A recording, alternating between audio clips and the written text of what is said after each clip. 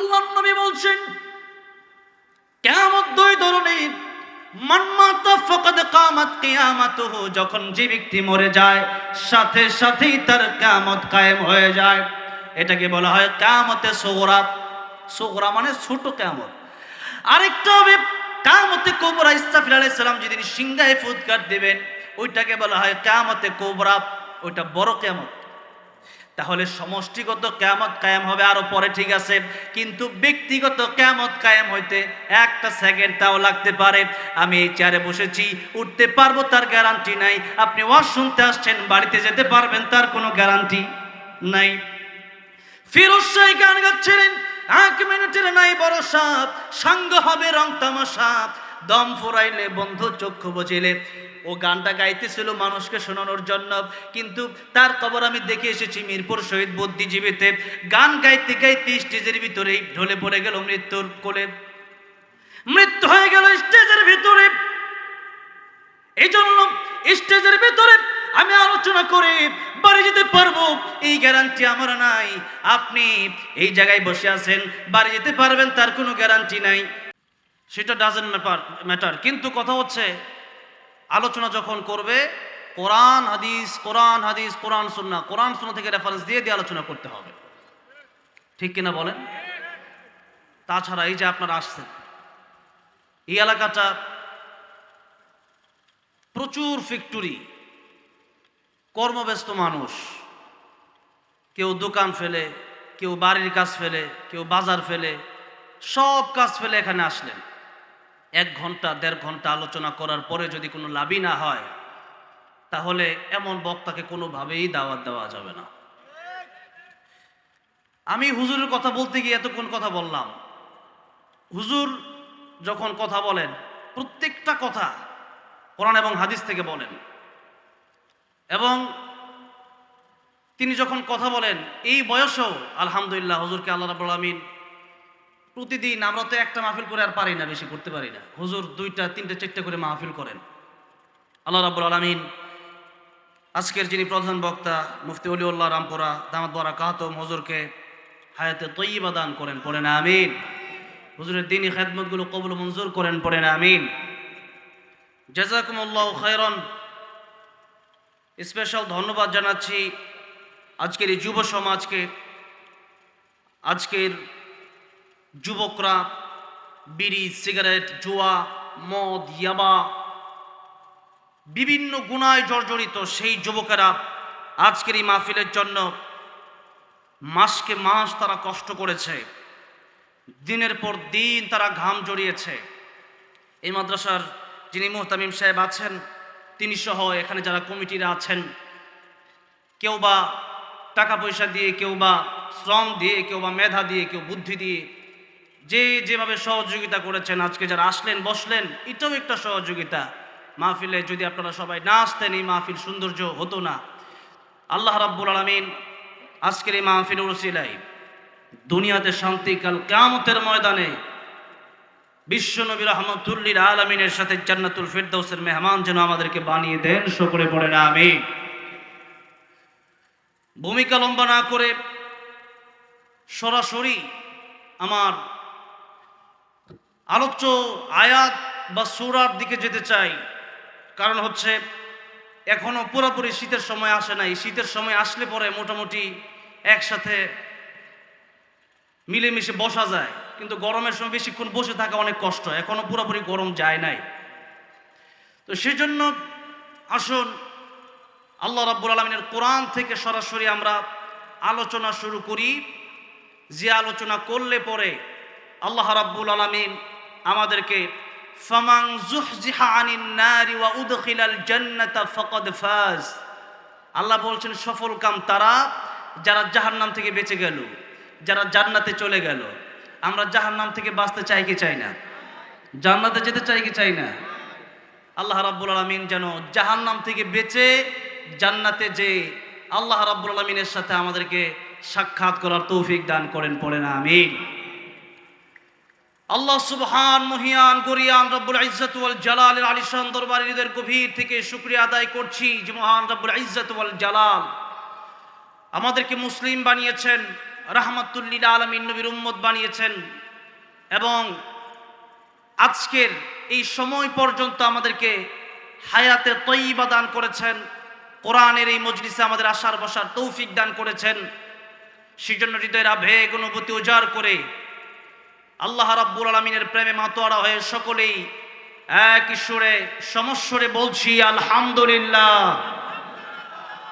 হাজার হাজার মানুষ আছেন, সারাদিন অনেক কথা বলেছেন, সারাদিন যত কথা বলেছেন জানি না, কিন্তু বলেন জবান দিয়েছেন কে? জোরে বলতে হবে, জবান দিয়েছে কে? আল্লাহ দিয়েছে। আল্লাহর দেয়া জবান দিয়ে আল্লাহর প্রশংসা করতে কোনো কৃপণতা আছে? সেজন্য জোরে সোরে আল্লাহকে খুশি করার জন্য আওয়াজ আস্তে দিলেও আল্লাহ শুনে, জোরে দিলেও আল্লাহ শুনে। কিন্তু বেলাল রাদিয়াল্লাহু আনহুকে যখন উমাইয়া যখন মারতো, তখন বেলাল রাদিয়াল্লাহু আনহু জোরে জোরে আল্লাহু আহাদ বলতেন। আবু বকর সিদ্দিক রাদিয়াল্লাহু আনহু একদিন, দুই দিন, তিন দিন বলছে, বেলাল আমার আল্লাহ তো আল্লাহর নাম আস্তে বললেও শুনে, জোরে বললেও শুনে, তুমি আস্তে বলতে পারো না? বেলাল রাদিয়াল্লাহু আনহু বলতেছেন, ভাই আবু বকর, আমার আল্লাহ আস্তে বললে শুনে ঠিক আছে, কিন্তু আমি আল্লাহর নাম যত জোরে বলি তত আমার ঈমানের স্পিড বেড়ে যায়। আল্লাহু আকবার। সেজন্য আপনারা কি চুপ করে থাকবেন না আল্লাহর নাম বলবেন? বলেন। বিড়ালের মতো 500 বছর বেঁচে থাকার কোনো লাভ নাই, সিংহের মতো 1 ঘন্টা বসতে চাই, ঠিক না বেঠে? ওইভাবে আল্লাহর নাম বলতে হবে। রাজি আছেন তো সবাই? দেখে তো কারা কারা রাজি আছেন? লিল্লাহি তাকবীর, লিল্লাহি তাকবীর। আল কোরআনের আলো, আল কোরআনের আলো, কোরআন হাদিস যেখানে, কোরআন সুন্নাহ যেখানে, লিল্লাহি তাকবীর। হাত নামান, আল্লাহ কবুল করেন, বলেন আমিন। এবার একটু আল্লাহর নাম জোরে বলছেন। আল্লাহর নাম যত জোরে বলবেন তত আল্লাহ খুশি হবে আর শয়তান নারাজ হবে। আল্লাহরে খুশি করাই আমাদের কাজ, ঠিক না ঠিক বলেন? কারণ যখন আমার কেউ ছিল না তখন ছিলেন তিনি, যখন আমার কেউ রবে না, যেদিন কবরে চলে যাব, বলেন বাবা মা ভাই বোন সন্তান কেউ যাবে? সেদিন আমার আপন কে হয়ে যাবে? জোরে বলেন, কে হয়ে যাবে? তাই আল্লাহ বলছেন, ইন্নামা ওয়ালিয়ুকুমুল্লাহু ওয়া রাসূলুহু ওয়াল্লাযীনা আমানু। ঈমানদারেরা তাদের প্রথম বন্ধু যাকে বানাবে, আল্লাহ নিজেই বলছেন ইন্নামা ওয়ালিয়ুকুমুল্লাহ, ঈমানদারের প্রথম বন্ধু যিনি হবেন, জবান খুলে বলেন তিনি কে? বন্ধু যাকে তাকে বানানো যাবে না, বুকে সবাইকে টানা যাবে না, ভালো সবাইকে বাসা যাবে না। নবীজি বললেন ঈমান তাদের পরিপূর্ণতা পেয়েছে যারা মানা হাব্বালিল্লাহ, কাউকে ভালোবাসে তো আল্লাহর জন্যই ভালোবাসে। ওয়ামান আবগাদালিল্লাহ, কাউকে ঘৃণা করে তো আল্লাহর জন্যই ঘৃণা করে। ওয়া আতালিল্লাহি ওয়া মানালিল্লাহ, কাউকে কিছু দেয়, মাদ্রাসা মসজিদে দান করে, মাহফিলের মধ্যে দান করে, আল্লাহর রাস্তায় খরচ করে, এটাও আল্লাহর জন্য করে। আর তারা যখন কোনো জায়গায় কিছু দেয় না তখনও আল্লাহর জন্য দেয় না। এই হাদিসটা শিয়াতের ব্যাখ্যা এসেছে।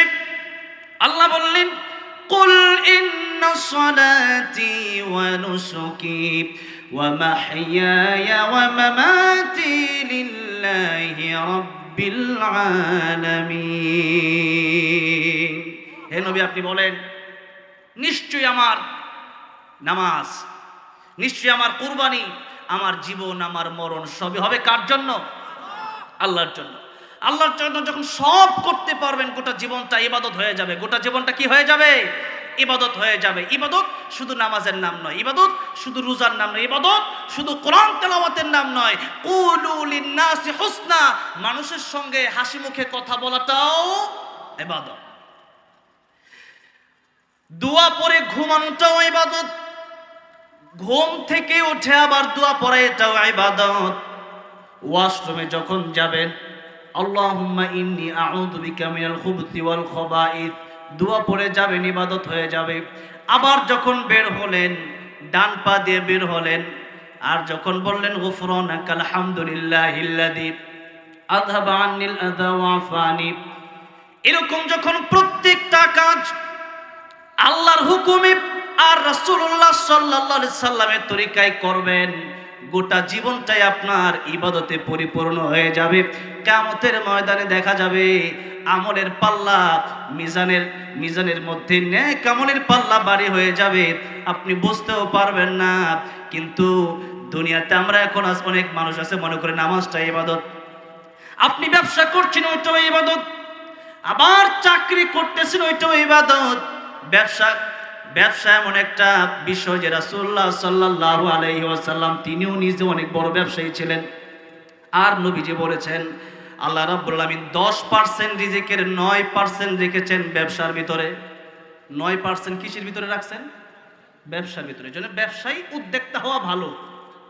ব্যবসা রাসূলুল্লাহ সাল্লাল্লাহু আলাইহি ওয়াসাল্লাম বলেছেন যারা ব্যবসা করবে যদি সৎ ব্যবসায়ী হয় সে ব্যক্তি নবীর সাথে জান্নাতে থাকবে। তাহলে আমরা তো ব্যবসার ইবাদত মনে করি না, অনেকেই জানিও না। আমরা মনে করতেছি নামাজে গেলাম মানে হচ্ছে ইবাদত হচ্ছে, আর ব্যবসা মানে ইবাদত না। ব্যবসাটাও ইবাদত। আবার চাকরি করছেন ওইটাও ইবাদত, কারণ হালাল কামাই কষ্ট আছে, হারাম কামাই কষ্ট নাই, কিন্তু হারামে আরাম নাই। কোটি কোটি টাকার মালিক ঘুম হয় না, কোটি কোটি টাকার মালিক খাবার খেতে পারে না। এক প্রকার দুই প্রকার শুধু যাও আর ভর্তা ছাড়া কিছু হজম হয় না, এমন লোকও আছে না নাই? রুটি ছাড়া কিছু খাইতে পারে না। গরু নিষেধ, ইলিশ মাছ নিষেধ, চিংড়ি মাছ নিষেধ, এরপরে হাঁসের মাংস নিষেধ, মুরগি নিষেধ, বহু খাবার নিষেধ। তাহলে টাকা হইলে শান্তি হয় না, বরং আল্লাহ রাব্বুল আলামিন যাকে শান্তি দেয় টাকা ছাড়াও শান্তি দিতে পারে। আবার আল্লাহ রাব্বুল আলামিন অনেককেই টাকা দিলে পরে শান্তি নাও থাকতে পারে। শান্তি দেওয়ার মালিক একজন, জোরে বলেন তিনি কে?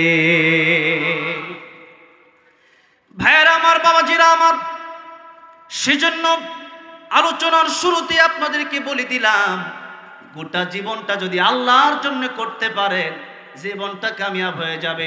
আর আল্লাহর জন্য যদি জীবন করতে না পারেন, জীবন গড়তে না পারেন, আল্লাহর জন্য যদি সব কাজ না করতে পারেন, কিয়ামতের ময়দানে ধরা খেয়ে যাবেন।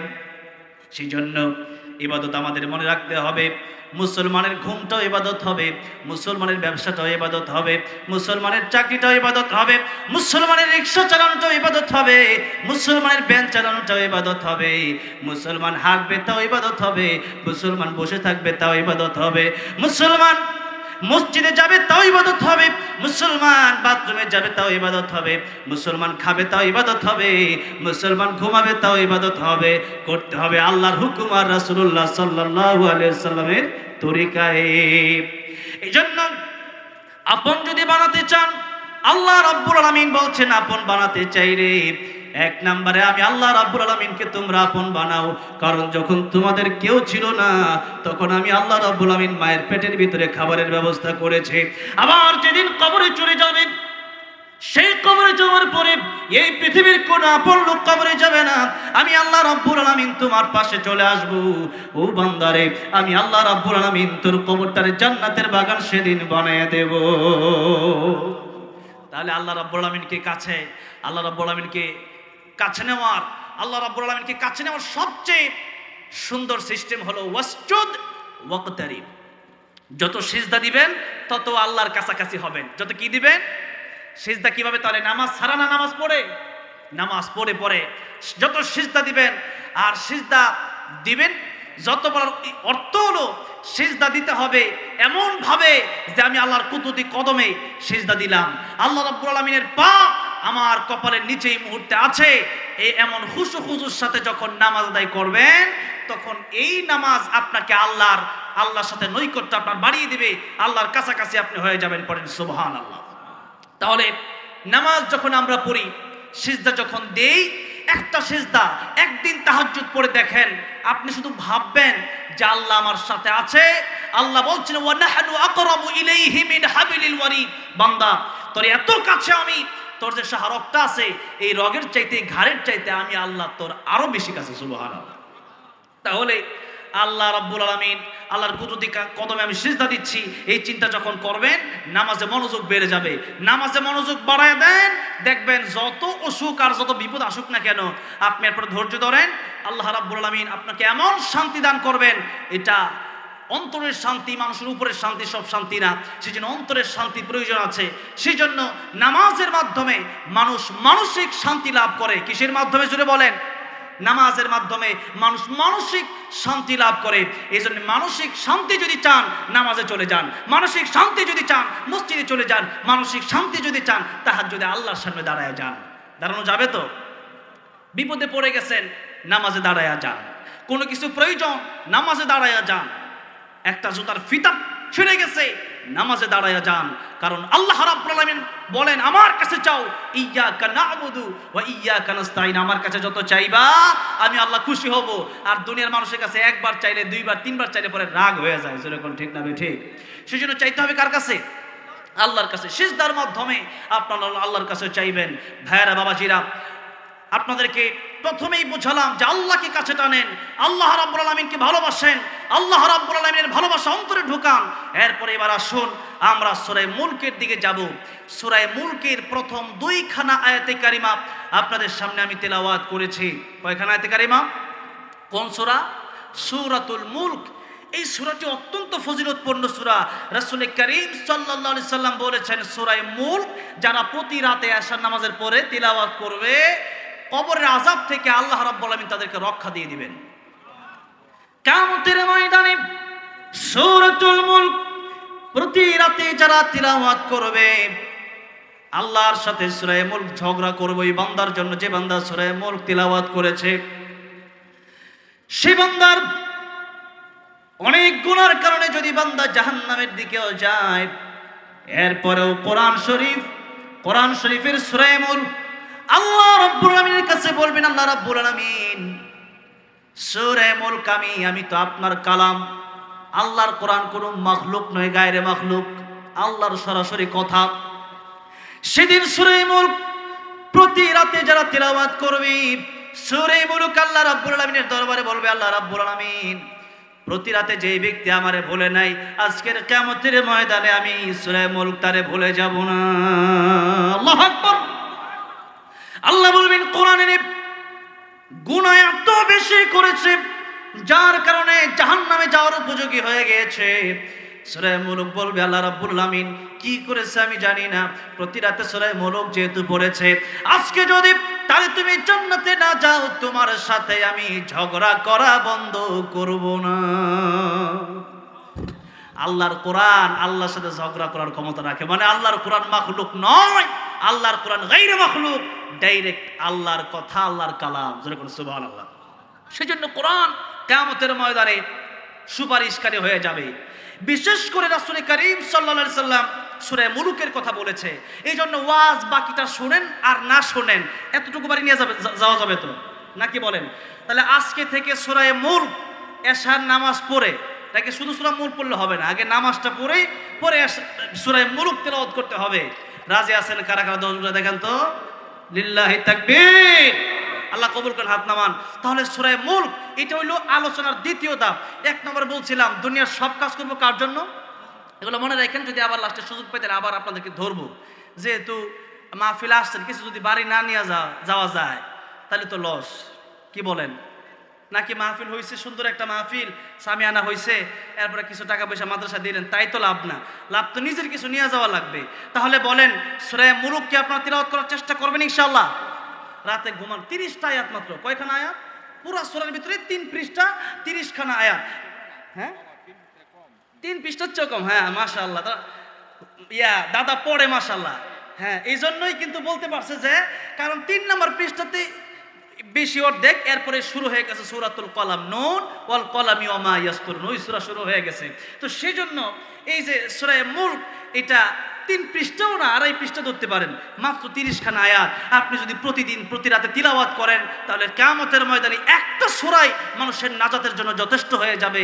তাহলে কিন্তু আমল আপনারা করেন না, না করলে তো বিপদ। দুনিয়া কামানো খুব কঠিন আর আখিরাত কামানো খুব সহজ। আখিরাত কামানো খুব সহজ, কিন্তু আখিরাত বোঝা কঠিন। আখিরাত বোঝা কঠিন, আর দুনিয়া বোঝা সহজ। মানুষ জানে যে ব্যবসা করবো 2 লাখ টাকা লাগাবো, এরপরে 2 লাখ টাকা লাগানোর পরে 1 মাস পরে দেখবো যে 5 লাখ টাকা লাভ হয়ে গেছে। কিন্তু আসলেই যারা ব্যবসা করছে তাদেরকে জিজ্ঞেস করে দেখবেন 2 লাখ টাকা লাগালেই কি 5 লাখ টাকা 1 মাস পরে হয়ে যায়? আমি এক ব্যবসা দিয়েছি, আমারও ব্যবসা আছে ছোটখাটো। তা আমার এক দোকান ছিল গাজীপুর বুট বাজার, আমার মাদ্রাসা, সেখানে বাচ্চারা নাস্তা খায়, সেখানে ক্যান্টিন আছে। তো প্রথমে প্রায় 2.5 লাখ টাকা দিয়ে একটা ছোট দোকান করে দিছি। ওই দোকানে যাইতে যাইতে পরে দিই 1 লাখ নাই, 1.5 লাখ আছে 6 মাস পরে। মাঝখানে কর্মচারীর বেতন দিছি, ওইটাও আছে। তাহলে দেখেন এই যে একটা অবস্থা, ব্যবসা করলেই কিন্তু মানে মনে হয় যে 2 লাখ টাকা মাল কিনবো, 5 লাখ টাকা বিক্রি করবো, কিন্তু এত সোজা না। এটার অনেক টেকনিক জানা লাগে। যারা ব্যবসা করতে করতে করতে করতে অনেকে দেখা গেছে মুরব্বী হয়ে গেছে, এখন এসে ব্যবসা বুঝছে, যেরকম ঠিক না ঠিক। এই হচ্ছে ব্যবসা। তো দুনিয়ার এই বিষয়গুলো বোঝা খুব সহজ। আপনি বুঝলেন যে এখানে ফ্যাক্টরিতে কাজ করলে পরে আমার মাস 20,000 টাকা বেতন দিবে, কিন্তু প্রতিদিন নিয়ম মতো ডিউটিতে যাওয়া, আবার বাসায় এসে কত কাজ, এগুলো করা কি খুব সহজ না কঠিন? এরপরে পাওয়া যায় 20,000। কিন্তু দেখেন সূরা মুলক, এরপরে দেখেন সুবহানাল্লাহ, আলহামদুলিল্লাহ, আল্লাহু আকবার, এক একটা ছোট্ট ছোট্ট শব্দ রাসূল করিম সাল্লাল্লাহু আলাইহি সাল্লাম বলেছেন, এগুলো সুবহানাল্লাহি ওয়া বিহামদিহি সুবহানাল্লাহিল আযীম এক একবার পড়বেন কিয়ামতের ময়দানে পুরা দুনিয়ার চাইতে বেশি ভারী হয়ে যাবে। এই বাক্যটা জুড়ে কোন সুবহানাল্লাহ। তাইলে আমরা জানি যে সুবহানাল্লাহ বললে সওয়াব আছে, কিন্তু আমরা কি করি? সুবহানাল্লাহ তো জানি, এটা কি কথাটা বুঝছেন না? সুবহানাল্লাহ তো জানি, এই ওয়াজ বা তারটা করেন, তা ওয়াজ করলে লাভ কি? কই নামাজ পড়েন, তো নামাজের ওয়াজ করলাম, পিতামাতার ওয়াজ করলাম, হ্যাঁ, সুদ ঘুষের ওয়াজ করলাম, কিন্তু পরে আর মানতে চায় না, ঠিক না বলেন? তো এই জন্য দুনিয়া বোঝা খুব সহজ, কিন্তু কামানো খুব কঠিন। একটা মানুষ সারা জীবন কামাতে কামাতে কামাতে কামাতে শেষ বয়সে গিয়ে একটু জমি কিনে একটা বাড়ি করতে পারে, ঠিক না ঠিক বলেন? যদি হালালভাবে কামাতে চায়। আর আখিরাত কামানো খুবই সহজ। সুবহানাল্লাহ পড়বেন, দুনিয়া ভর্তি সব হবে। সুবহানাল্লাহ পড়বেন, দুনিয়া ভর্তি সব হবে। সুবহানাল্লাহি ওয়া বিহামদিহি সুবহানাল্লাহিল আযীম পড়বেন, আর মিজানের পাল্লা ভারী হবে। কিন্তু আপনি শুনতেছেন, কিন্তু এটা মানতে রাজি না। এই জন্য আখিরাত কেমন সহজ, কিন্তু এরপরও মানুষ রাজি না। কেন? যে আখিরাতে তো অনেক দূরে। আপনাদেরকে জিজ্ঞেস করতে চাই, আসলেই কি আখিরাত দূরে না কাছে? বলেন তো, আখিরাত দূরে না কাছে? কেমন কাছে? আখিরাতটা হচ্ছে আরো 50,000 বছর পরে কিয়ামত কায়েম হবে। বিষয়টা এরকম না, বরং আল্লাহর নবী কি বলছেন? আল্লাহর নবী বলছেন কিয়ামত 2 ধরনের। মান মাতা ফাকাদ কামাত কিয়ামাতুহু, যখন যে ব্যক্তি মরে যায় সাথে সাথেই তার কিয়ামত কায়েম হয়ে যায়। এটাকে বলা হয় কিয়ামতে সুগরা। সুগরা মানে ছোট কিয়ামত। আরেকটা হবে কিয়ামতে কুবরা। ইসরাফিল আলাইহিস সালাম যেদিন সিংহায় ফুৎকার দিবেন, ওইটাকে বলা হয় কিয়ামতে কুবরা, ওইটা বড় কিয়ামত। তাহলে সমষ্টিগত কিয়ামত কায়েম হবে আরো পরে, ঠিক আছে, কিন্তু ব্যক্তিগত কিয়ামত কায়েম হইতে একটা সেকেন্ড তাও লাগতে পারে। আমি এই চেয়ারে বসেছি, উঠতে পারবো তার গ্যারান্টি নাই। আপনি ওয়াজ শুনতে আসছেন, বাড়িতে যেতে পারবেন তার কোনো গ্যারান্টি নাই। ফিরোজ শাহ গান গাচ্ছিলেন, 1 মিনিটের নাই ভরসা, সঙ্গ হবে রং তামাশা, দম ফুরাইলে বন্ধু চক্ষু বুঝিলে। ও গানটা গাইতেছিল মানুষকে শোনানোর জন্য, কিন্তু তার খবর আমি দেখে এসেছি মিরপুর শহীদ বুদ্ধিজীবীতে। গান গাইতে গাইতে স্টেজের ভিতরেই ঢলে পড়ে গেল মৃত্যুর কোলে। মৃত্যু হয়ে গেল স্টেজের ভিতরে। এই জন্য স্টেজের ভিতরে আমি আলোচনা করে বাড়ি যেতে পারবো এই গ্যারান্টি আমার নাই। আপনি এই জায়গায় বসে আছেন, বাড়ি যেতে পারবেন তার কোনো গ্যারান্টি নাই। এমনকি আমার নবী রাহমাতুল লিল আলামিন নবী, যে নবী এই পৃথিবীতে আল্লাহ রাব্বুল আলামিন যাকে রহমত হিসাবে পাঠালেন, যেই নবীর কাছে মালাকুল মউত আজরাইল আসলে অনুমতি লাগে। আমার নবী যখন ইন্তেকালটা হয়েছিল, বলেন আজরাইল দরজার বাইরে থেকে অনুমতি নিছে কি নিছে না? আজরাইল দরজার বাইরে থেকেই অনুমতি নিছে। 3 বার অনুমতি নিছে। কয়বার? 3 বার। দরজার বাইরে থেকেই সালাম দিছে, আসসালামু আলাইকা ইয়া রাসূলুল্লাহ। নবীজি তখন শো অবস্থায়, প্রচন্ড জ্বর। ফাতেমাকে বলেন, ফাতেমা দেখো তো দরজার বাইরে কি আসছে। ফাতেমা রাদিয়াল্লাহু আনহা তাকায় দেখলেন, যার মাথা 7 তবক আসমানের উপরে, আর যার 2টা পা 7 তবক জমিনের নিচে। আল্লাহু আকবার। ফাতেমা বললেন, বাবা এমন মানুষ মক্কাতে আমি কোনোদিন দেখি নাই, মদিনাতে কোনোদিন দেখি নাই। এমন মানুষ আমার জীবনে আমি কোনোদিন দেখি নাই। আমার নবীজি বললেন, ফাতিমা রে, এটা মালাকুল মউত। আও ফাতিমা, দুনিয়ার কোনো মানুষ না। ফাতিমা রাদিয়াল্লাহু আনহা বললেন, ইয়া রাসূলুল্লাহ, ইয়া হাবিবাল্লাহ, ও আমার বাবা, এমন মানুষ যদি পৃথিবীতে আমি আর না দেখে থাকি, অবশ্যই তিনি মালাকুল মউত। ও আমার বাবা, আপনি বহুদিন যাবত অসুস্থ, এই মুহূর্তে তিনি কেন আসবেন? নিশ্চয় আপনাকে নিয়ে যেতে এসেছেন। নবীজি বললেন, ফাতেমা রে, হয়তো আমাকে নিতে এসেছেন, তুমি দরজা খুলে দাও। ফাতেমা বলেন, আমি দরজা খুলবো না, আপনাকে যেতে দেব না। নবী বললেন, ফাতেমা রে, দুনিয়ার মানুষের জান যখন কবজ করে, দুনিয়ার মানুষের জান কবজ করার সময় অনুমতি নেয় না। আমার কাছে এসেছে, আমি রাহমাতুল লিল আলামিন, এই জন্য আমার কাছে মালাকুল মউত আজরাইল অনুমতি চায়। আল্লাহু আকবার। নবীজি বললেন, ফাতেমা দরজা খুলে দাও। ফাতেমা দরজা খুলে দিলেন। নবীজির কাছে মালাকুল মউত এসে আবার অনুমতি চাইলেন, ইয়া রাসূলুল্লাহ, ইয়া হাবিবাল্লাহ, আল্লাহ রাব্বুল আলামিন আমাকে পাঠিয়েছেন, এখন আপনি যাবেন কি যাবেন না? আপনি যদি বলতেন। সুবহানাল্লাহ। নবীজি বলতেছেন, এখনো তোমাকে অনুমতি দেব না, হাত্তা ইয়াতিয়ানি জিবরাইল। জিবরাইল যতক্ষণ পর্যন্ত আমার কাছে না আসবে, ততক্ষণ পর্যন্ত পরামর্শ ছাড়া তোমার অনুমতি দিব না। পরামর্শ বিরাট গুরুত্বপূর্ণ জিনিস। পরামর্শ ছাড়া কাজ করলেই ধরা। কোরআন শরীফে পরামর্শ নামে একটা সূরা আছে, সুবহানাল্লাহ। স্বয়ং আল্লাহ রাব্বুল আলামিন যখন মানুষ বানাবেন, তখন ফেরেশতার সাথে পরামর্শ করছিলেন কি করছিলেন না? করছে। তাহলে আল্লাহ পরামর্শ করছে, আল্লাহর কি পরামর্শ করার দরকার আছে? নাই। এরপর আল্লাহ পরামর্শ করছে, বুঝালেন যে তোমরাও যে কোনো কাজ করবা পরামর্শ করে করো, তাইলে বরকত হবে। কি হবে? মনে করেন পরামর্শ করে একটা কাজ করছেন, এরপর ওই কাজে আপনি ধরা খাইছেন, লস খাইছেন, এটাই বরকত। কারণ ওইটা লাভ হইলে আপনি কোনো না কোনো বিপদে পড়তেন, আল্লাহ আপনারে বাঁচায় দিছে। তাহলে পরামর্শ করার দরকার আছে না নাই? বড়দের সাথে পরামর্শ করে কাজ করলে ওইটার বরকত হয়। এবার নবীজি বললেন, হাত্তা ইয়াতিয়ানি জিবরাইল, জিবরাইল আসুক, এরপরে আমি তোমাকে বলবো আমি কি আরো বাঁচতে চাই নাকি যেতে চাই। জিবরাইল আমিন আসলেন, সাথে সাথে চলে আসলেন। নবীজি বলেন, জিবরাইল, আমি তোমার সাথে পরামর্শ করতে চাই, আমি যাব কি যাব না? জিবরাইল আমিন বলেন, ইয়া রাসূলুল্লাহ, আল্লাহ পাক কোরআন শরীফে একটা আয়াত নাজিল করেছেন আগেই, ইন্নাকা মাইয়িতু ওয়া ইন্নাহুম মাইয়িতুন। ওগো নবী, এই পৃথিবী থেকে ত্যাগ করে, এই পৃথিবীর মায়া ত্যাগ করে আপনাকে পরকালে আল্লাহর দরবারে যেতে হবে। এই পৃথিবীতে আপনারও যেতে হবে, কাফেরদেরও যেতে হবে, আবু জেহেলেরও যেতে হবে, সবারই এই পৃথিবী ছেড়ে আল্লাহর কাছে যেতেই হবে। কারণ কুল্লু নাফসিন দাইকাতুল মাউত, সবারই মৃত্যুর স্বাদ গ্রহণ করতে হবে। সেজন্য ইয়া রাসূলুল্লাহ, আপনি যদি থাকতে চান, আল্লাহ আপনার হায়াত বাড়াই দিবে, ঠিক আছে, তবে আল্লাহ রাব্বুল আলামিন আপনার দিদারের অপেক্ষায়। আল্লাহু আকবার জোরে বলে। আমার নবীজি বলেন, জিবরাইল, আমি যদি চলে যাই আমার উম্মতের কি অবস্থা হবে? সুবহানাল্লাহ। জিবরাইল, আমি যদি চলে যাই, আল্লাহ রাব্বুল আলামিন আগে আমাকে বলে দিয়েছেন, আমি যতক্ষণ পর্যন্ত দুনিয়ায় থাকব, ততক্ষণ পর্যন্ত আমার উম্মত যদি কোনো গুনাহ করে, আল্লাহ রাব্বুল আলামিন আযাব দিয়ে ধ্বংস, বান্দার জীবনের সব গুনাহ আল্লাহ মাফ করে দিবে। কিন্তু তওবা নসিব হওয়ার জন্য বেশি বেশি আমল দরকার। বেশি বেশি কি দরকার? নেক আমল দরকার। হাকিমুল উম্মত মুজাদ্দিদে মিল্লাত আশরাফ আলী থানভী রাহমাতুল্লাহ আলাইহি তিনি বলেন, অনেক লম্বা ঘটনা, জাস্ট আমি অল্প বলতেছি। জীবনকে যেভাবে গঠন করবে তার মরণটা ওইভাবেই হবে। সিনেমা হলের টিকিট বিক্রি করে এক ব্যক্তি, আর যে ব্যক্তি বিক্রেতার ম্যানেজার বিক্রি করে সে হচ্ছে সিনেমা হলের মালিক।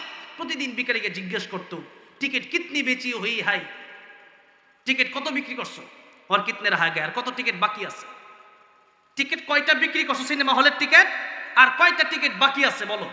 এই কথা প্রতিদিন বলতো। মৃত্যুর আগে লোকটাকে কালিমার তালকিদ দেওয়া হচ্ছে, আপনি পড়েন লা ইলাহা ইল্লাল্লাহু মুহাম্মাদুর রাসূলুল্লাহ সাল্লাল্লাহু আলাইহি সাল্লাম। এখন ওই লোক কালিমা পড়ে না, শুধু এই কথাই বলে, টিকিট কিতনি বেচি হই হাই আর কিতনি রাহা গই।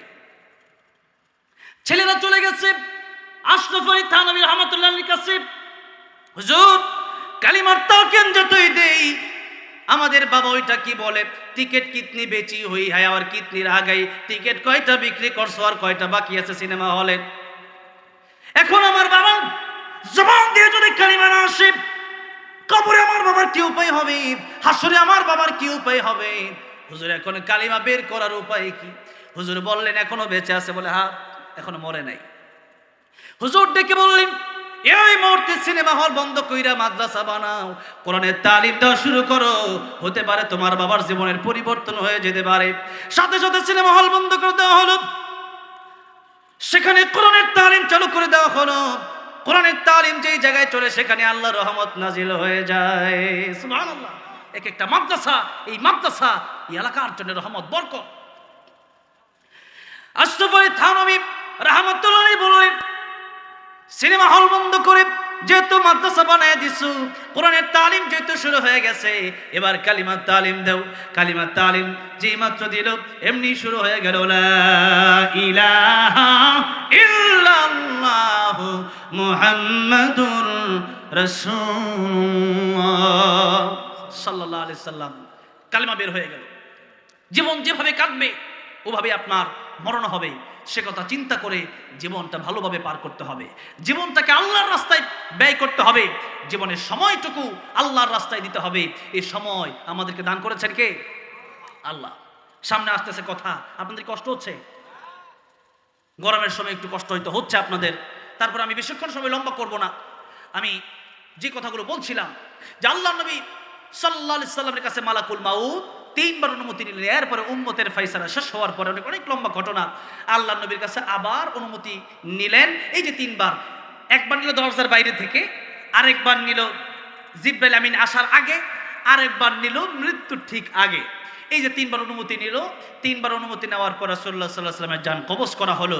তো রাসূলুল্লাহ সাল্লাল্লাহু আলাইহি ওয়াসাল্লামের জান যখন কবজ করা হলো, মালাকুল মাউত 3 বার অনুমতি নিলেন। সেই নবী কি বলছেন শুনেন। সেই নবী বলছেন, ও আমার সাহাবীরা, নামাজের পরে আমি নবীজি ডান দিকে সালাম ফেরায়া বাম দিকে সালাম ফেরাবো, এই গ্যারান্টিও তোমাদেরকে আমি দিতে পারবো না। ডান দিকে সালাম ফিরায়া বাম দিকে সালাম ফিরাতে পারি কিনা এই গ্যারান্টি তোমাদেরকে আমি দিতে পারবো না। কথাটা কি সাধারণ কোনো মানুষের নাকি রহমাতুল লিল আলামিন নবী? জোরে বলেন। আল্লাহ আল্লাহর ব্যাপারে বললেন আলহামদুলিল্লাহি রাব্বিল আলামিন। আর আমার নবীর ব্যাপারে আল্লাহ বললেন, ওয়া মা আরসালনাকা ইল্লা রাহমাতাল লিল আলামিন। রাহমাতুল লিল আলামিন নবী কোরআনে প্রমাণ, আশিক বিনে কে বুঝিবে আমার দয়ার নবীর শান। ঠিক কি না? কষ্ট হচ্ছে আপনাদের, এই জন্য একটু একসাথে গাইলে আর একটু তাজা হইতে পারবেন। অনেকের ঘুম ধরে গেছে, একসাথে গাইতে পারবেন না ইনশাআল্লাহ। রাহমাতুল লিল আলামিন নবী, রাহমাতুল লিল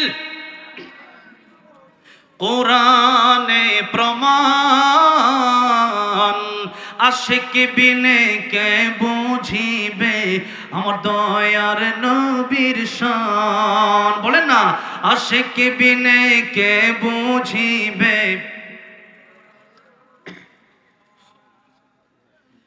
নবী আমার মদিনারে বলবো,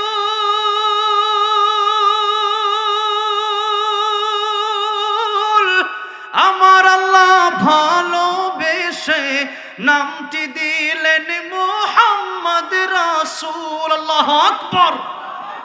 ওই নবীকে ভুল বুঝিলে থাকবে না ঈমান, আশিক বিনে কে বুঝিবে আমার দয়ার নবীর শান। ঠিক কিনা বলেন? তাহলে আল্লাহর নবী রাহমাতুল লিল আলামিন যিনি, তিনিও যেহেতু বললেন যে আমি একবার সালাম ফিরাই দ্বিতীয়বার ফিরাতে পারবো কিনা এই গ্যারান্টি নাই। বলেন তা আমাদের কি কোনো গ্যারান্টি আছে জীবনের? বলেন আছে জীবনের গ্যারান্টি?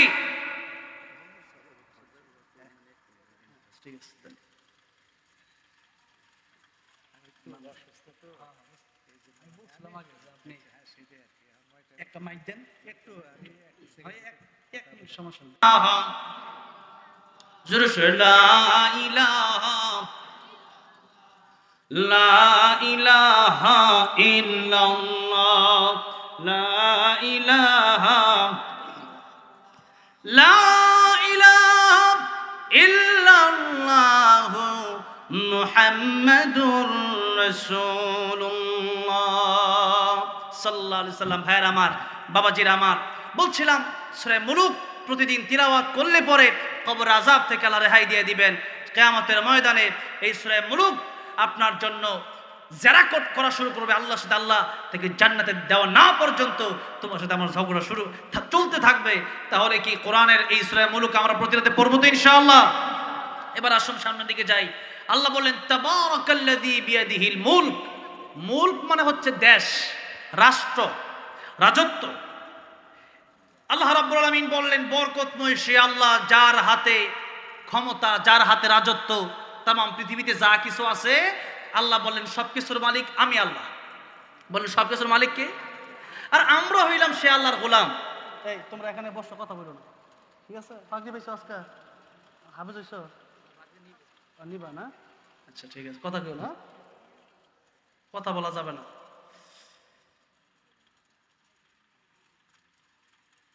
আল্লাহ রাব্বুল আলামিন বললেন এই পৃথিবীতে যা কিছু আছে সবকিছুর মালিক আমি আল্লাহ, আর আমরা গোলাম। আমরা কি বলেন? আমরা কি? গোলাম। এখন বলেন গোলাম যদি ভাবটা ধরে মালিকের মতো, তাহলে কি হয়?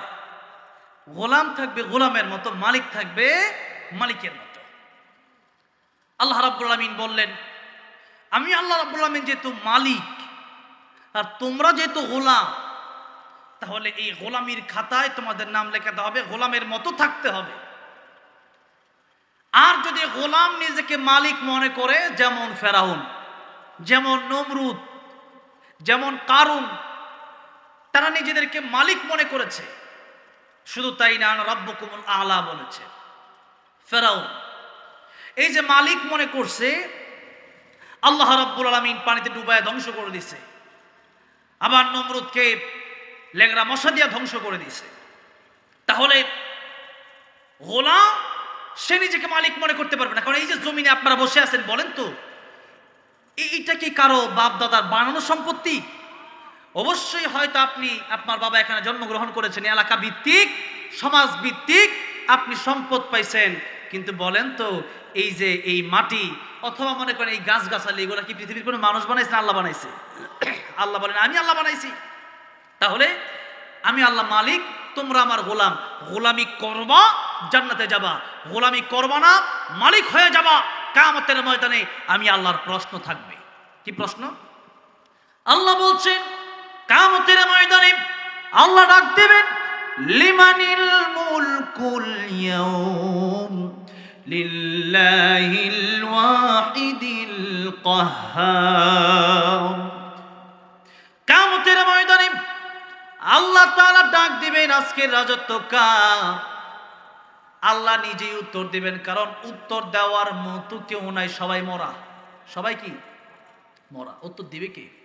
আল্লাহ নিজেই বলবেন লিল্লাহ, আজকে ক্ষমতা আমি আল্লাহর। কিন্তু আল্লাহ বলবেন ওয়াহিদিল কাহ্হার।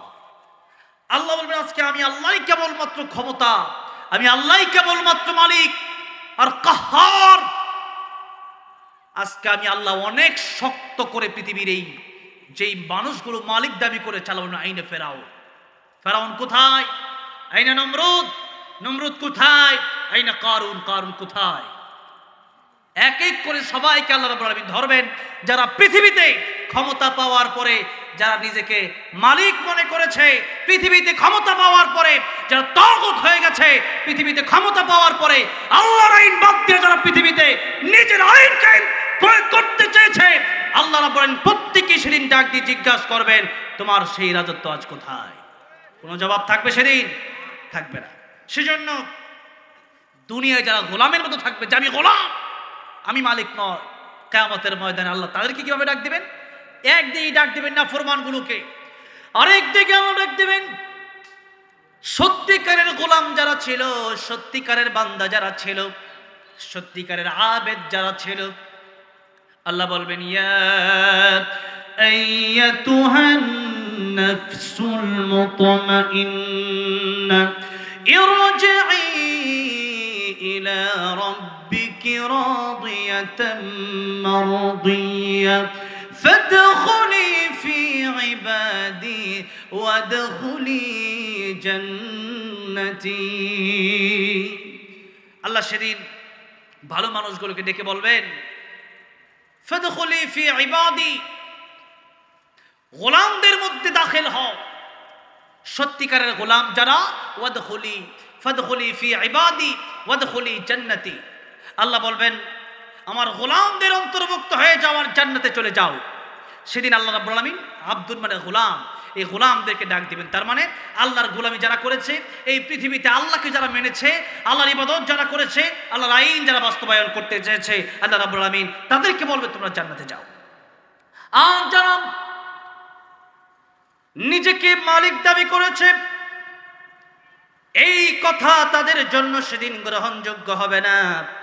শুধু ওই দিনই নয়, আপনাদেরকে একটি উদাহরণ দিতে চাই। বাংলাদেশের কোনো হুজুর অথবা কোনো আলোচক, কোনো স্কলার, কোনো ইমাম খতিব যদি সরকার বিরোধী কথা বলতো এতদিন, এখন তো আর নির্বাচিত সরকারই নাই, কথা মানে যারা নির্বাচন করছে এটা তো ধরা হয় না। কিন্তু যতদিন শেখ হাসিনা ছিল ততদিন কোনো কথা যদি শেখ হাসিনা বিরোধী হয়েছে অথবা দেশের বিরুদ্ধে হয়েছে, এমন কোনো কথা যদি কেউ বলেছে যেটা শেখ হাসিনার ভালো লাগে নাই, সরকারের ভালো লাগে নাই, তাহলে জেলখানায় বন্দি করছে কি করছে না? আল্লামা সাঈদীকে 13 বছর কারাগারে রেখে ইনজেকশনের সাথে বিষ মিশাইয়া শহীদ করে দেওয়া হলো। আল্লামা মামুনুল হক, আল্লামা খালেদ সাহেবুল আইয়ুবী থেকে নিয়ে শত শত আলেমকে জেলবন্দি করে দেওয়া হলো। এই যে আলেমরা যখন সত্য কথা বলেছে, এরপরও তার সহ্য হলো না, কেবলমাত্র তার কথাটা তার বিরুদ্ধে গেছে। কোরআন হাদিসের পক্ষে ছিল, কোরআন হাদিসের পক্ষে কথা বলতে গিয়ে কারো পক্ষে যাক আর কার বিপক্ষে যাক তা দেখার সময় আছে নাকি? বলার দরকার আছে না নাই? এই জন্য এই পর্যন্ত আমার নবী তিনিও সত্য কথা বলে জেল খেটেছেন। এই জন্য সত্য কথা যদি বলে এরপরে জেল খাটা লাগে আমরা খাটবো, কিন্তু বাতিলের কাছে মাথা কোনোদিন মুসলমান নত করতে পারে না।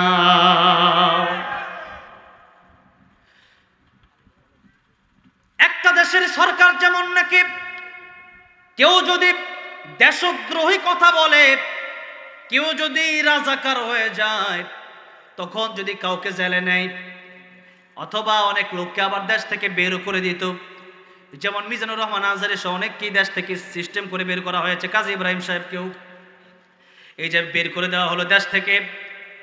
কেন বের করা হয়েছে তাদের কাছে ভালো না, অথবা তাদের কাছে মনে হয়েছে তারা রাষ্ট্রদ্রোহী কথা বলে। রাষ্ট্রদ্রোহী কথা বললে, রাষ্ট্রের বিরুদ্ধে কথা বললে, তাহলে যদি সরকার তাহলে জেলে ভরে অথবা দেশের বাইরে পাঠিয়ে দেয়, অথবা অনেক লোক আছে যারা মামলা খেয়ে যুগের পর যুগ বিদেশে আছে, দেশে এখনো আসতে পারে না। যদি দেশদ্রোহী হওয়ার কারণে, দেশের বিরুদ্ধে কথা বলার কারণে জেলে যেতে হয়, দেশের বাইরে যেতে হয়, তাহলে আল্লাহর বিরুদ্ধে কথা বললে আল্লাহ রাব্বুল আলামিন শাস্তির ব্যবস্থা রাখছেন। এটা কি বেইনসাফ করেছেন না ইনসাফ করেছেন? ইনসাফ করেছেন। তাই আল্লাহ বলছেন আমি আল্লাহর আকাশ, আমি আল্লাহর জমিন, আর আমি আল্লাহ তোমাদেরকেও বানালাম। এখন আমার ইবাদত ভালো লাগে না, আবার যারা ইবাদত করে তাদেরকে ইবাদত করতে যারা বাধা দেয়, আল্লাহ বললেন সূরা রহমান, ইয়া মা'শারাল জিন্নি ওয়াল ইনসি ইন ইসতাতা'তুম أن تنفذوا من أقطار السماوات والأرض فانفذوا لا تنفذون إلا بسلطان فبأي آلاء ربكما تكذبان। আল্লাহ বলছেন পৃথিবীর জিনেরা, পৃথিবীর মানুষেরা, আমার গোলামে যদি ভালো না লাগে বের হয়ে যাও আমার আকাশ জমিন থেকে। এখন আপনাদেরকে জিজ্ঞাসা করতে চাই, বাংলাদেশ ছেড়ে কেউ যদি ইন্ডিয়া চলে যায় তাহলে কি আল্লাহর আকাশ জমিন ছেড়ে দেওয়া হয়?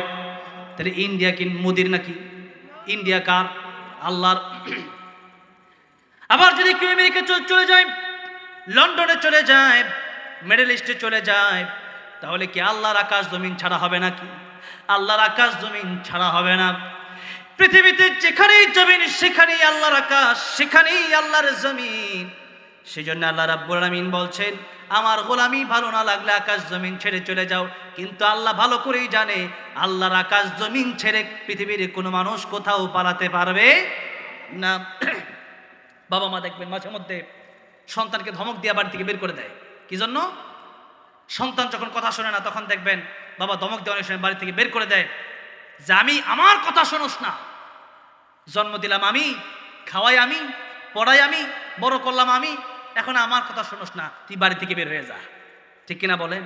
কিন্তু বলেন তো, বাবা মাকে আসলেই মন থেকে বাড়ি থেকে বের হয়ে যাওয়ার জন্য বলে?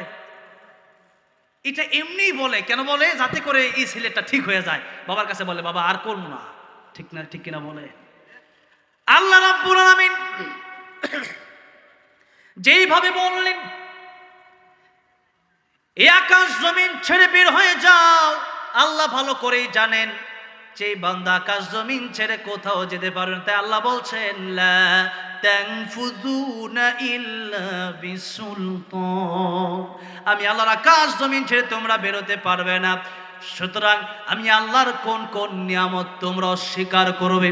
ফাবিআইয়ি আলাই রাব্বিকুমা তুকাযযিবান।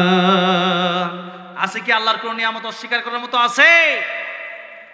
তার সব নিয়ামত দিলেন আল্লাহ। কথা বলতেছি, ক্ষমতা, এই যে কথা বলতেছি, এই ব্যবস্থা করলেন কে? এই নিয়ামত কে দিলেন? আল্লাহ। এই জমিনে বসে আছে, এই সুস্থতা নিয়ামত কে দিলেন?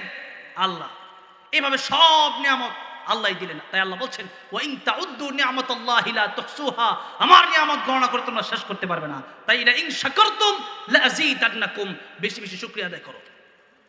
যা দিছি আমি আল্লাহর ইবাদত করো, আমি আল্লাহ বাড়াই দেব।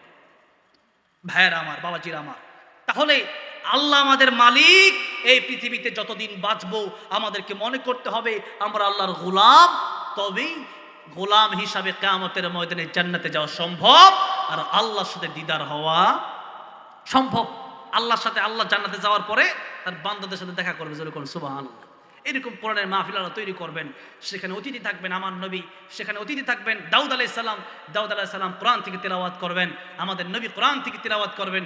স্বয়ং আল্লাহ রাব্বুল আলামিন দাউদ নবীর তিলাওয়াতের পরে, আমার নবীর তিলাওয়াতের পরে আল্লাহ জিজ্ঞাসা করবেন, এর চেয়ে মধুর তিলাওয়াত, আরো মজার তিলাওয়াত কি তোমরা শুনছো? তখন সমস্ত জান্নাতীরা বলবেন, আল্লাহ এত মধুর তিলাওয়াত জীবনে কোনোদিন শুনি নাই। সুবহানাল্লাহ। আল্লাহ বলবেন, রে জান্নাতীরা, এতদিন যেই কণ্ঠ শুনেছ, যেই সুর শুনেছ, ওই সুর আমি আল্লাহর দেওয়া সুর ছিল। আজকে আমি আল্লাহর কণ্ঠ দিয়া তোমাদেরকে সূরা কোরআন শরীফের সূরা রহমান তেলাওয়াত করে শোনাবো। আল্লাহর সাথে দেখা করতে চান কি চান না? দুনিয়ার সাধারণ সৌন্দর্য দেখে মানুষ পাগল হয়ে যায়। তাহলে দুনিয়ার এত সৌন্দর্য দেখে যদি পাগল হই, আমার আল্লাহ কম সুন্দর না বেশি সুন্দর? জোরে কম। দুনিয়া সুন্দর, মানুষ সুন্দর, আসমান সুন্দর, জমিন সুন্দর, সুন্দরে সুন্দরে পাল্লা। জানি না কত সুন্দর তুমি আল্লাহ, জানি না কত সুন্দর তুমি আল্লাহ। সুবহানাল্লাহ। আমার আল্লাহ বলছেন, তাহলে রাজত্ব আমি আল্লাহর হাতে, ক্ষমতা আমি আল্লাহর হাতে, এই দুনিয়ার মালিক আমি আল্লাহ, তোমাদের মালিকও আমি আল্লাহ। তাহলে তোমরা আমার গোলাম। ওয়া হুয়া আলা কুল্লি শাইইন কাদির। আল্লাহ বলছেন, আমি আল্লাহ সর্বশক্তিমান, আমি আল্লাহর চেয়ে বেশি শক্তি আর কারো নাই। সুতরাং আল্লাহ বলছেন গোলামি করো। এবার আল্লাহ দ্বিতীয় আয়াতে বলছেন, আল্লাযী খালাকাল মাউতা ওয়াল হায়াতা লিয়াবলুয়াকুম আইয়ুকুম আহসানু আমালা ওয়া হুয়াল আজিজুল গফুর। আল্লাহ বলছেন, কোন সে আল্লাহ যিনি তোমাদেরকে মৃত্যু দিয়েছেন আবার জীবন দিয়েছেন। আল্লাহ আগে মৃত্যুর কথা বললেন, পরে জীবনের কথা বললেন। শুধু দুইটা কথা বলতে গেলে সারা রাত ওয়াজ করলেও ওয়াজ শেষ হবে না। কারণ জীবন আর মরণ এটাই তো আমাদের আছে, নাকি বলেন? তো জীবন ওয়াজ করলে তো সারা রাতি লাগবে। শুধু এই মাউতা ওয়াল হায়াতা, মরণ আর জীবন। মুফাসসিরগণ তাফসীরের কিতাবে লিখেছেন, এরকম কয়েকটা কারণ লিখেছেন। এক নম্বর কারণ হচ্ছে, আমরা তো মূলত মরাই ছিলাম, মৃত ছিলাম। আমরা কি ছিলাম? বাচ্চা যখন প্রথমে মায়ের গর্ভে আসে তখন বাচ্চাটা মৃতই থাকে। অনেক সময় দেখবেন ওই রুহু না দেওয়ার কারণে মায়ের গর্ভ থেকে যখন বাচ্চারা পৃথিবীতে আসে তখন মৃত বাচ্চায় পৃথিবীতে আসে। এমন হয় কি হয় না বলেন? মৃত বাচ্চাকে জন্ম নেয় না? নেয়। তাহলে তার ভিতর রুহু দেওয়া হয় নাই। এই হাত আমার, এই পা আমার, এই ঘর আমার, এই বাড়ি আমার, কিন্তু আমার আমিটা কোনটা? আমার আমিটা কোনটা? সব আমার, তা আমি কোনটা? আমিটা হচ্ছে ভিতরে। আমিটা কোনটা? ভিতরে রুহু। রুহুটা কি দেখা যায়? দেখা যায় না। হিন্দুরা যখন লাশ পুড়ায় ফেলে তখন হিন্দুরা মনে করে পুড়ে দিলাম শেষ, কিন্তু বিষয়টা এরকম না। ইঞ্জিনটা চইলা গেলে হাইরে হাইরে হায়, ডাব্বাটা পুইরা রইবে এই যে দুনিয়ায়, ইঞ্জিন কিন্তু ভিতরে আছে। ইঞ্জিন যেদিন চলে যাবে সেদিন আর রুহুর এই ডাব্বার কোনো, খালি ডাব্বার কোনো দাম নাই। খালি ডাব্বা বাড়িতে পড়ে থাকবে। আওয়ামী লীগ টানবে না, বিএনপি টানবে না, জামাতে ইসলাম টানবে না, কেউ টানবে না। সেদিন আপনার দেহটা নিথর হয়ে বাড়ির সামনে সেদিন পড়ে থাকবে। আপনার মা বাবা পর্যন্ত, স্ত্রী পর্যন্ত ঘর থেকে বের করে দেবে। এমন দিন কি আমাদের সামনে অপেক্ষা করছে কি করছে না? সেদিন আর কেউ আপন থাকবে না। এই রুহ যেদিন চলে যাবে সেদিন আবার মরে যাব।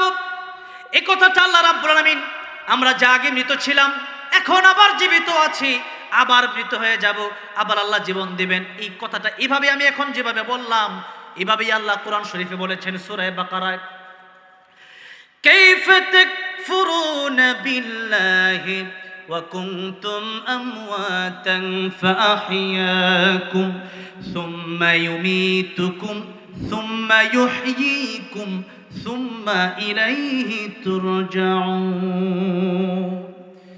আল্লাহ বলছেন কাইফা। আরবি যারা বলে তারা এটা বেশি, অনেক বেশি ব্যবহার করে। কাইফা হালুকা শুনছেন না? কাইফা হালুকা মানে কেমন আছেন, মানে কেমনে, কাইফ মানে কিভাবে সম্ভব।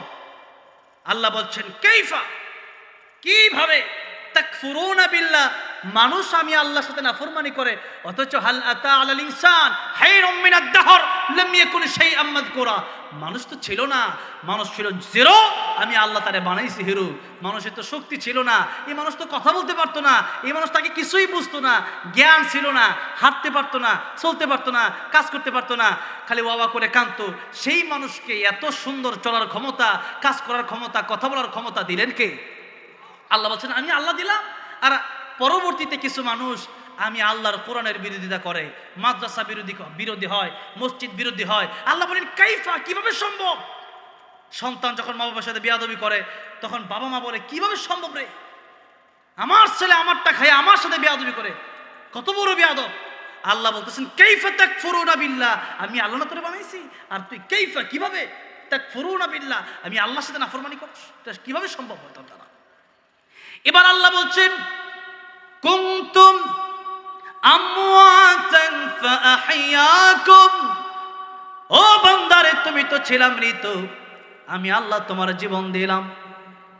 ওই যে মায়ের গর্ভে মৃত ছিলাম, এক ফোঁটা পানি ছিলাম, সেখান থেকে একটু গোশত হাড্ডি, এরপরে মানুষ রূপী হলাম, এরপরে আল্লাহ রাব্বুল আমিন রুহু দিলেন। রুহু না দিলে আজকে আমি আর আপনি হয়তো এই মাহফিলে বসতে পারতাম না, সেই কবরেই আমাকে আপনাকে পাঠিয়ে দেওয়া হতো। আবার যেদিন রুহু চলে যাবে সেদিন আবার কবরে পাঠিয়ে দেওয়া হবে। তার মানে রুহু যদি চলে যায় তাহলে আপনার আমার কোনো দাম নাই। তাই আল্লাহ বলছেন যে ও পৃথিবীর মানুষ, ইল্লা মান আতাল্লাহ বিকলবিন সালিম, কিয়ামতের ময়দানে ভালো অন্তরটাই আমার কাছে কাজে আসবে। এই দেহ কালো হতে পারে, এই দেহ মোটার চিকন হতে পারে, কিন্তু কালো আর ধলা, মোটার চিকন দিয়ে আমি আল্লাহর কাছে দামি হওয়া যায় না। আল্লাহ বলছেন ইন্না আকরামাকুম ইনদাল্লাহি আতকাকুম। আল্লাহ বলছেন কালো যদি হয় আর ভেতরটা যদি ভালো হয়, আল্লাহ বলছেন তাহলে আমি আল্লাহ রাব্বুল আলামিনের কাছে তুমি সম্মানিত হয়ে যাবা, জান্নাত আমি আল্লাহ রাব্বুল আলামিন তোমারে দিয়ে দেব। বেলাল রাদিয়াল্লাহু আনহু কালো কিন্তু অন্তরটা ছিল ভালো, তাই আমার নবী যখন জান্নাতে গেলেন দেখে টক টক করে কার হাঁটার আওয়াজ শোনা যায়। আমার নবী বললেন জিবরাইল রে, কার হাঁটার আওয়াজ শোনা যায়? জিবরাইল আমিন বলেন ইয়া রাসূলুল্লাহ, ইয়া হাবিবাল্লাহ, হযরতে বেলাল দুনিয়ায় হাঁটে আর কালো বেলালের হাঁটার আওয়াজ আল্লাহর তরি জান্নাতে এসে পৌঁছে যায়।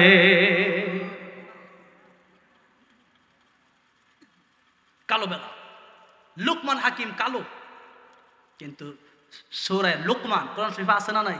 কোরআন শরীফে সূরা লুকমান আছে, সূরা লুকমান আছে।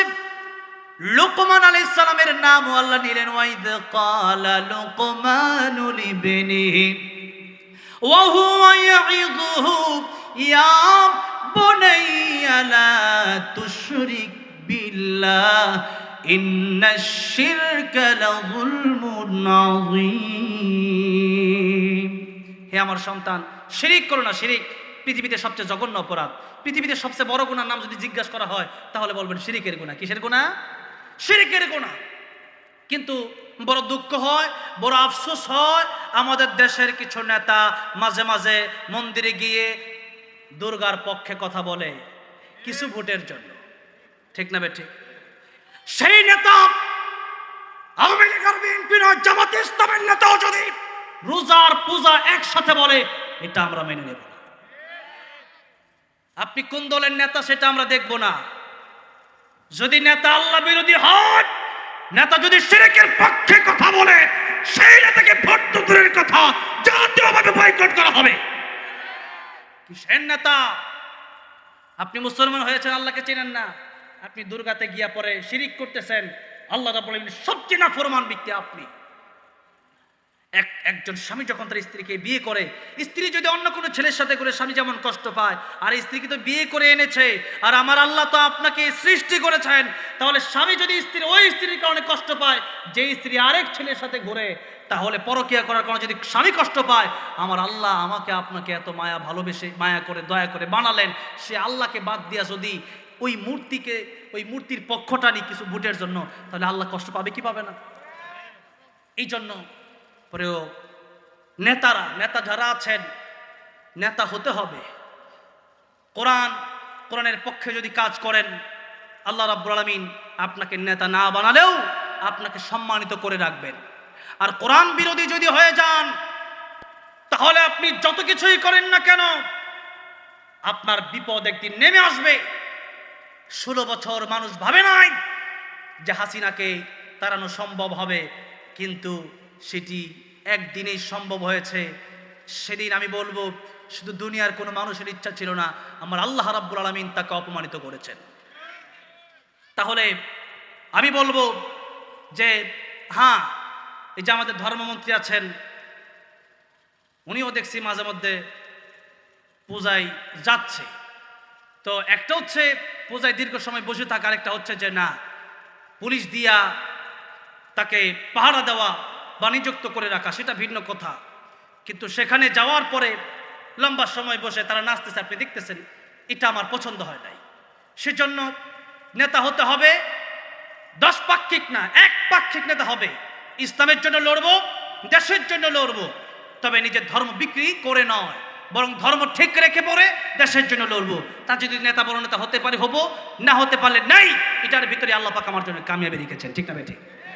তাহলে নেতা হতে গেলেও শিরকের শয়তানে ধোঁকা দিবে। অনেক সময় আমার মনে হয় যারা এরকম করতেছে হয়তো নিজের অজান্তেও অনেক কিছু বলে ফেলছে, কিন্তু এই সমস্ত কথা যখন বলবেন হিসাব করে, কারণ আল্লাহর সাথে কাউকে তুলনা করে যখন আপনি বলবেন, তখন আমার আল্লাহ কষ্ট পেয়ে যায়। এই জন্য আল্লাহ বলছেন যারা শিরিক করবে, মা ইউশরিক বিল্লাহ ফাকাদ হারামাল্লাহু আলাইহিল জান্নাতা ওয়া মাওয়াহুন নার। আল্লাহ বলছেন জাহান্নাম তাদের জন্য হারাম, জান্নাত তাদের জন্য হারাম, আর জাহান্নাম তাদের জন্য ওয়াজিব হয়ে যায়। নাউযুবিল্লাহ বলেন।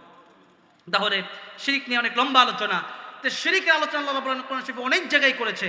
তাহলে শিরিক এটা হচ্ছে পৃথিবীর সবচেয়ে বড় গুনার নাম। শিরিকের ধারে কাছেও যাওয়া যাবে না। ভাইরা আমার, আল্লাহ বলছেন যে ইন্নাল্লাহা লা ইয়াগফিরু আন ইউশরাকা বিহি ওয়া ইয়াগফিরু মা দুনা যালিকা লিমান ইয়াশা। নিশ্চয়ই কিয়ামতের ময়দানে আমি আল্লাহ যেহেতু রহমান রহিম, অনেক বান্দাকে আমি আল্লাহ তার জন্য তারা দেখে মায়া লাগবে লিগা মাফ করে দিব, কিন্তু শিরকের গুনাহ আমি আল্লাহ কোনোদিন মাফ করব না। তাহলে কত মারাত্মক গুনাহ এটা, যে মূর্তির পক্ষ নেওয়া অথবা আল্লাহ বাদ দিয়া অন্য কারো পক্ষ নেওয়া, এটা জাহান্নামে যাওয়ার জন্য আপনার একটাই কারণ যথেষ্ট হয়ে যাবে, যে আপনি মূর্তি পূজাকে আপনি প্রমোট করেছেন, সেখানে তাদের সঙ্গ দিয়েছেন, সেখানে তাদের পূজাকে আর ইসলামকে আপনি একত্রিত করে দিয়েছেন। এটাই জাহান্নামে যাওয়ার কারণ হতে পারে। ভাইয়েরা আমার, বাবাজিরা আমার, বলছিলাম যে কালো হন আর ধলা হন, আপনার এই চামড়া দিয়ে কিন্তু জান্নাত আর জাহান্নাম বাছাই হবে না। জান্নাত আর জাহান্নাম বাছাই করা হবে ফারিকুন ফিল জান্নাহ ও ফারিকুন ফিস সাঈদ। জান্নাতে যাবেন আপনার যদি তাকওয়া থাকে, আর তাকওয়া না থাকলে আপনার জন্য জাহান্নাম। তাহলে ভাইয়েরা আমার, বাবাজিরা আমার, আল্লাহ বলছেন তোমাদের এই হায়াত আমি আল্লাহ দিলাম লিয়াবলুয়াকুম, আমি তোমাদেরকে পরীক্ষা করতে চাই। কি করতে চাই? পরীক্ষা করতে চাই। আল্লাহ রাব্বুল আলামিন বলেন আফা হাসিবতুম আন্নামা খালাকনাকুম আবাসা ওয়া আন্নাকুম ইলাইনা লা তুরজাউন। আমি আল্লাহ তোমাদেরকে অনর্থক পাঠাই নাই। তাহলে আল্লাহ পরীক্ষা করার জন্য দুনিয়াতে আমাদেরকে এই হায়াতটা দিলেন।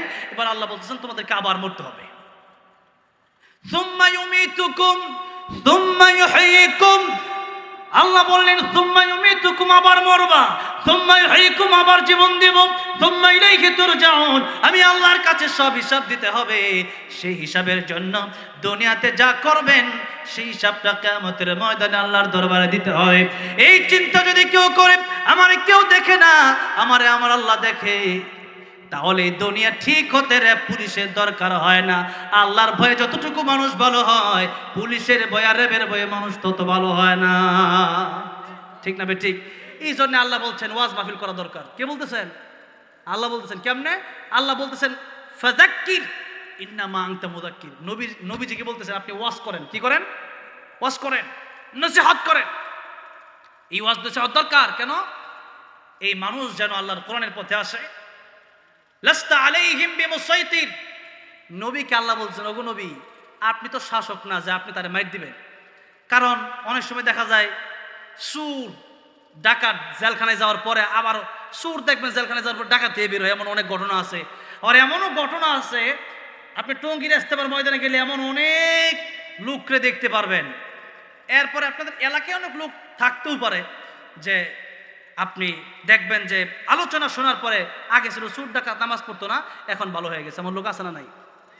আমি আগে যখন নারায়ণগঞ্জে ছিলাম, নারায়ণগঞ্জে থাকার সময় এক লোক আমার বলতেছে যে দেখেন তার মুখে কত দাড়ি, বড় বড় অনেক লম্বা দাড়ি, নামাজের সময় মসজিদে অনেক আগে তিনি ঢুকেন, আবার বের হন অনেক পরে। এটা ছিল আবু বকর রাদিয়াল্লাহু আনহুর স্বভাব।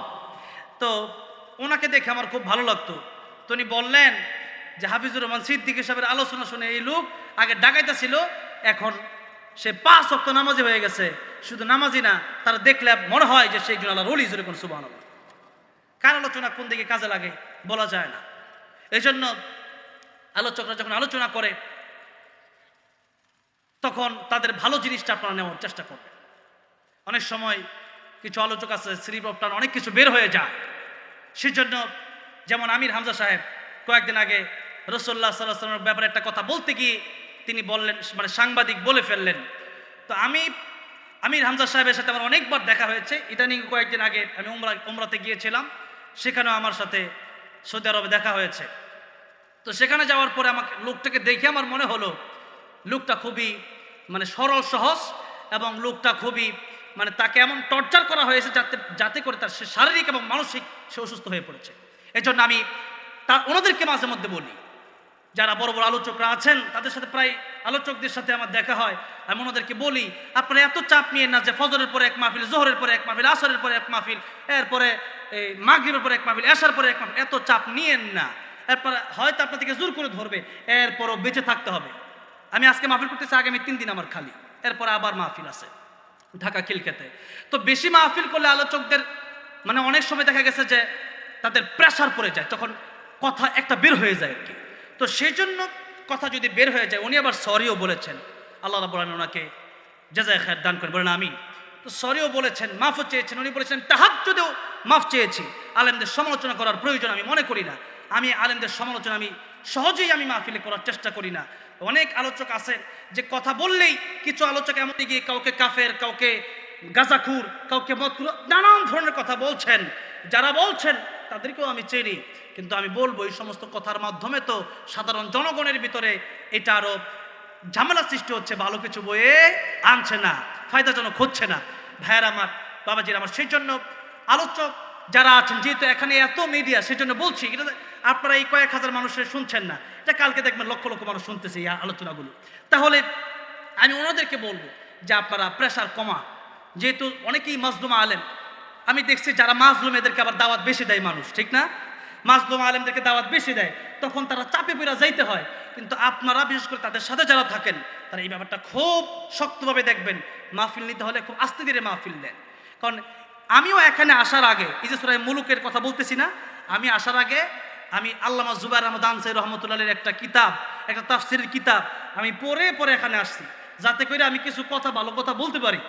এখন সারাদিন যদি লাগায় রাখেন, একটা আলোচক, একজন আলোচক যখন আলোচনা করে অনেক কথা বলতে হয়, মানে আমি যদি এখন আলোচনা করতে থাকি, আমি সারা রাতে আমার ইনশাআল্লাহ আলোচনা শেষ হবে না। এটা কারণ কি, যে আমার কমপক্ষে সারা রাত ওয়াজ করার মতো ওয়াজ আমাকে মাথায় নেওয়ার পরে এখানে ঢুকতে হবে, এরপরে আমি হয়তো 3-4 ঘন্টা ভালোভাবে কথা বলতে পারবো। এছাড়া কিন্তু আপনি যদি কোনো বক্তা আলোচক যদি 2 ঘন্টার ওয়াজ শিখে এখানে আসে, 10 মিনিট করা কঠিন হয়ে যাবে, কারণ সব মনে থাকে না। তো এই জন্য আলোচকদেরকে বলবো, যারা মাজলুম আছেন আপনারা চাপ কমান, সারাদিন মাহফিল করেন, পরিবারকে সময় দিতে পারেন না, অনেকের প্রতিষ্ঠান আছে সময় দিতে পারেন না।